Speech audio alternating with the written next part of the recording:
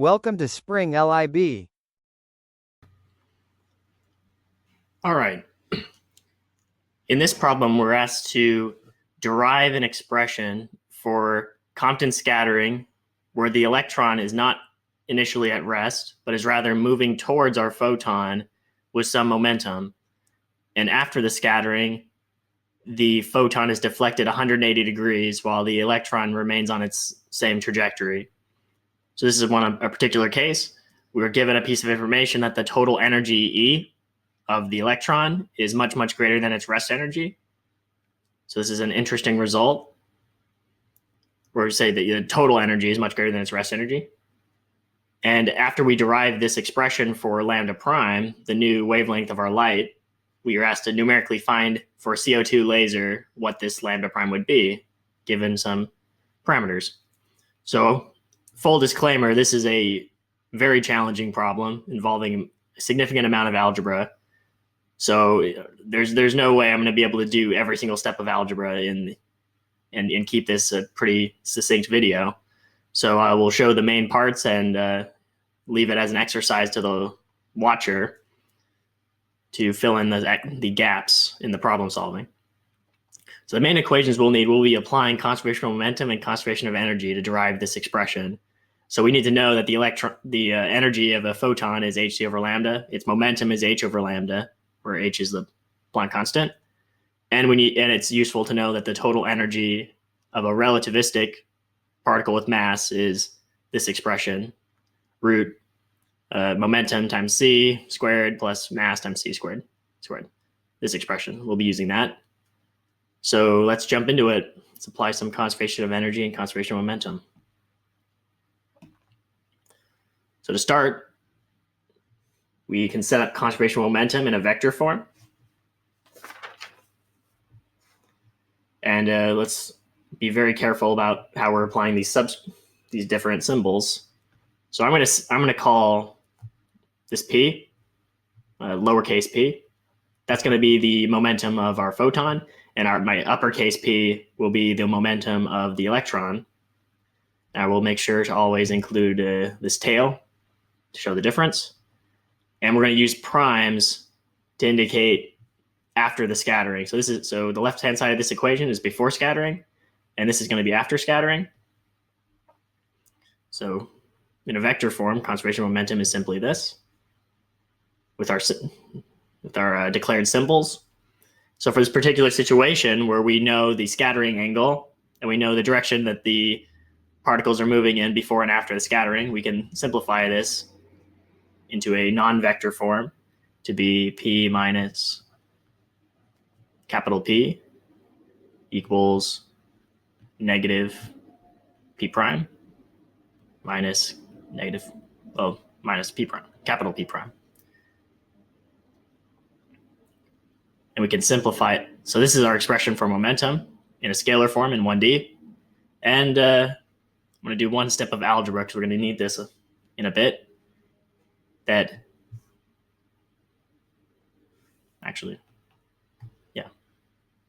After scattering, p prime is going to simply be equal. We can relate it to all the other momenta, which might be useful to us. As so. We can also set up conservation of energy. It's worth noting that for a photon, the energy you can also express it as the momentum times c. So this is initial energy of the photon, plus the total energy of the electron, which includes rest and kinetic. Call that big E.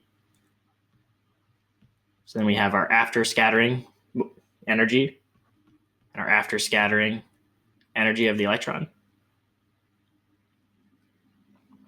We can simplify this down a little bit, this right-hand side, by inputting this large square root, as I mentioned we would need.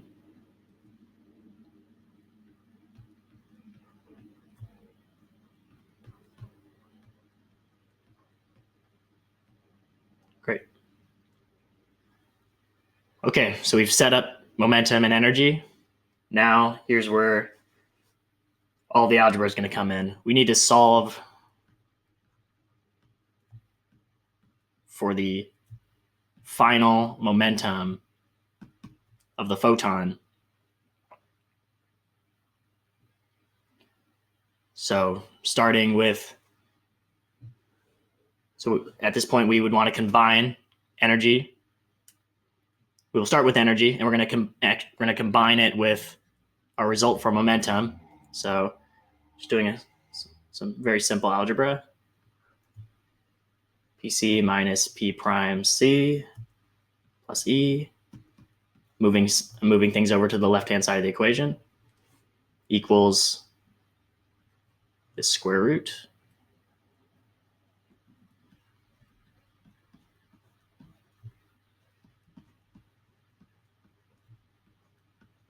and we'll square both sides.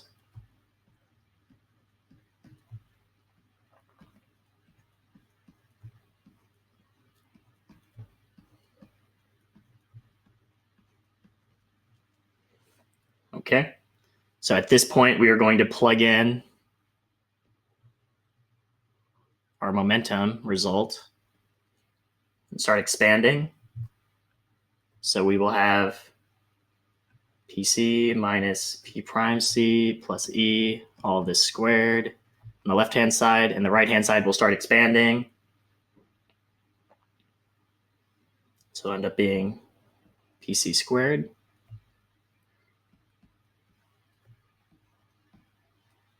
plus P prime C, all of that squared, minus 2 capital P plus P prime C squared plus MC squared. So this involved a bit of algebra, where all we simply did was expand this right-hand side to combine it with momentum. So now let's move over to another page, continue. So after a lot of simplification, which I'm not going to show because it will take too much time, we get this equation into a slightly better form. We are left with P prime, capital P, C squared minus 2P, C squared minus EC,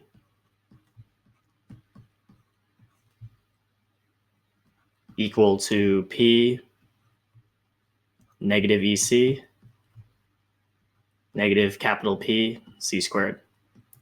So this is a good place to check your work and good stepping point. So we can finally isolate P prime as this big fraction, P, and then a big ratio, EC plus capital P C squared, all over 2P C squared plus EC minus capital P C squared, which simplifies a little bit more.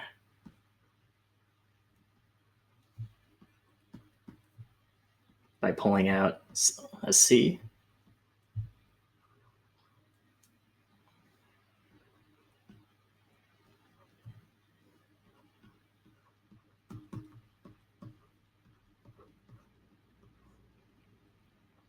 Good. And this is as far as we can go with just algebra. So now at this point, we will use the fact that we can relate momentum of a photon to its wavelength. And we can arrive at an equivalent expression, h over lambda prime equals h over lambda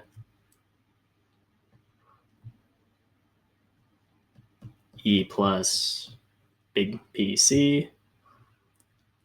What we're doing is we're replacing all of our momenta for the photon to wavelengths, because we're eventually going to need to solve it for a wavelength.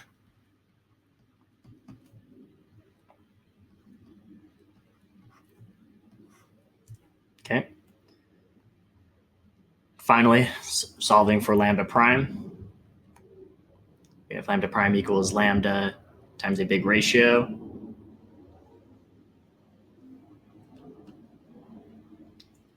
E minus big P over C, minus C,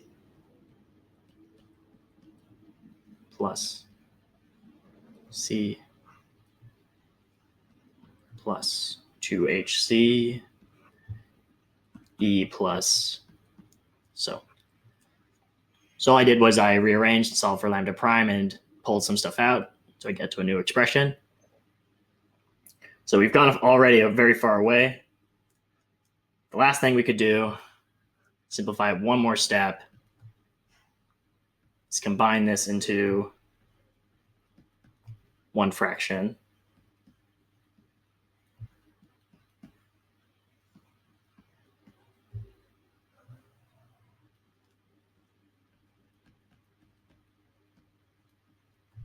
Okay.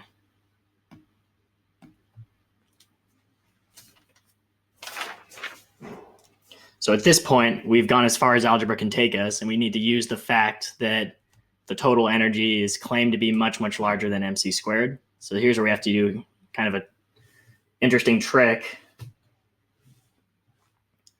Is we're going to take a look at this expression, the momentum of the electron times c, which we found was equal to e squared minus mc squared squared.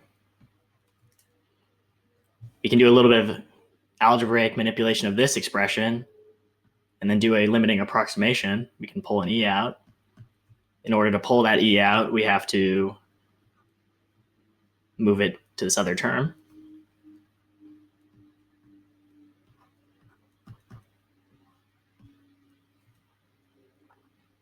Okay. So if e is much, much larger than mc squared, we can justify making this limiting approximation. We can approximate the square root as 1 minus e times 1 minus 1/2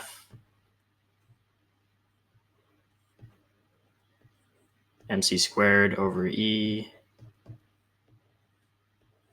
squared plus additional higher order terms, which we will ignore. We'll take these first two terms. Thus, we can say that E minus capital PC is approximately 1/2 minus mc squared over E. Using this result, we can simplify our expression for lambda prime. We can say that it's approximately lambda times mc squared squared, 2e, 2 times another 2e, due to simplification, due to this approximation trick that we've applied, plus hc over e, and doing a little bit of simplification of this.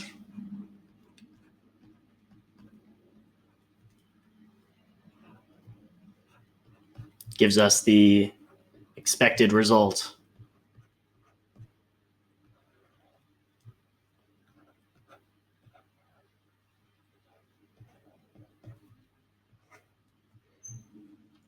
Okay, which is the expected expression, which we have derived. So as I mentioned, this is a very challenging problem. It involves a significant amount of algebra to get us to even this lambda expression, at which point we have to apply a approximation in order to further simplify it down to the expected expression. So it's definitely a lot of work. Now that we have the expression, we can plug in numbers, plug in some values, and actually solve for lambda prime for some real situation. So plugging in we have Planck's constant. I'm going to use electron volts.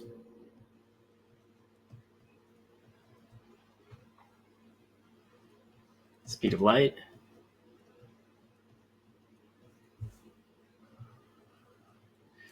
and it's divided by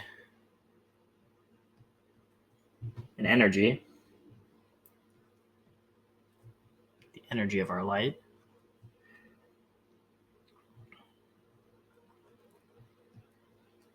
Then we have this big expression. We have the mass squared.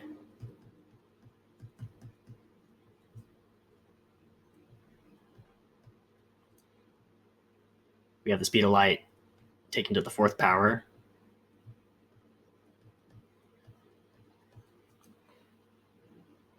And our wavelength, 10.6. E to the negative 6. Okay.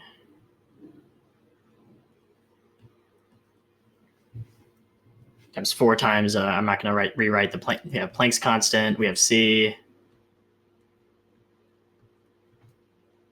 and we have the energy, 1 e to the 10 electron volts. This is the numerical results. So we're left with, after plugging in these numbers, we're left with 1.24 e to the negative 16 meters multiplied by a non-dimensionalized 1 plus 56.0, which finally gives us a result of 7.08 times 10 to the negative 5 e to the negative 15, rather, meters.